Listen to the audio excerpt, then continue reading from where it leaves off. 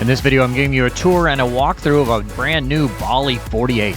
I have chartered and sailed a Bali 48 and really enjoyed my time on the boat. I like all the unique innovations Bali brings. All right, today taking you to the Bali 48, the little sister to the Bali 54. You're seeing this davit style quite often now. It's kind of the lift up. It lifts up the dinghy and kind of brings it over on the side. It does help it keep from swinging, and it's really simple to use. And you generally have a winch with a push button up there. It's kind of flat on the back. I would have liked to seen the transom stick out a little bit more, help loading up on the dinghy and everything. But you know, I'm nitpicking here. So you come up, and what the Balis are known for here is their nice big open concept.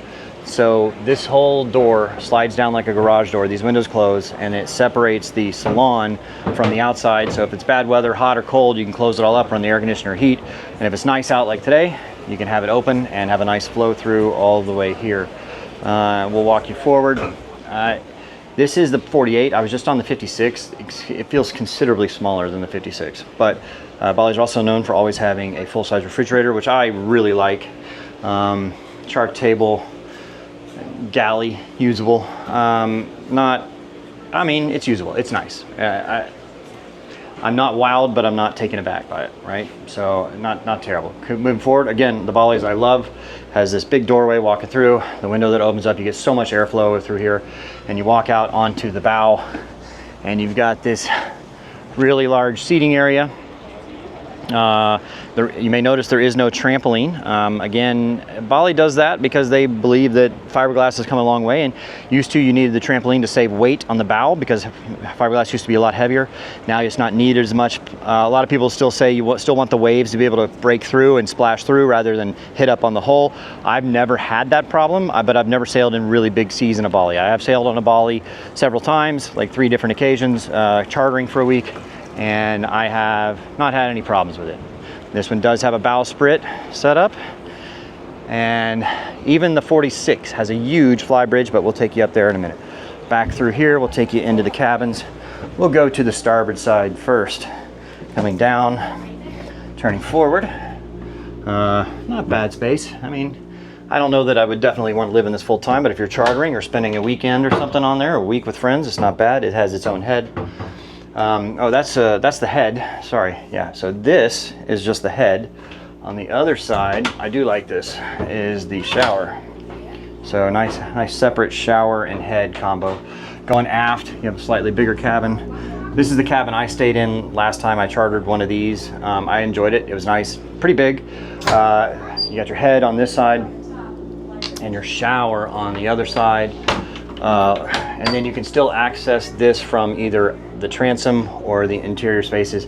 Nice big hanging locker, pretty nice. And then there's more locker space over there. We'll come back up into the salon and over to the port side.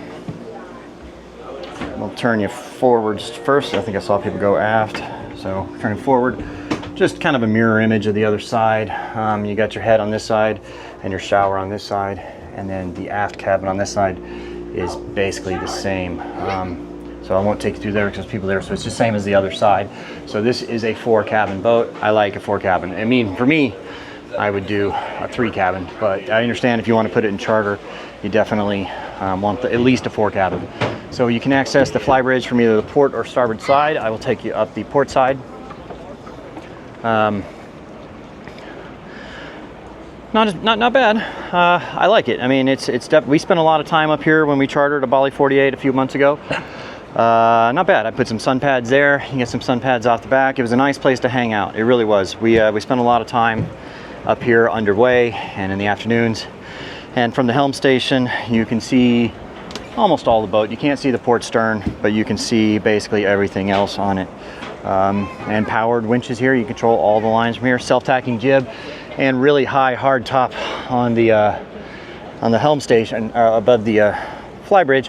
So the mainsail on this thing is really small, but it's all about sacrifices. Do you want speed or do you want comfort? You know, which one do you want? And then they have the isinglass that'll wrap all the way down around and enclose this in bad weather. So there you have it, a brand new Bali 46. You know, I like the design. It's not as, I wasn't wowed by it. but I wasn't put off by it. It's kind of a middle. I like the design. I think the 54 is a much superior boat. It's also considerably more expensive, but you get what you pay for, right? I did like it. I will give the Bali 46 a solid B. Not bad. All right, thank you guys for watching, liking, and subscribing. Please leave us a comment down below. What do you think of the boat? Do you think my scales are right on it? And we'll see you on the next video.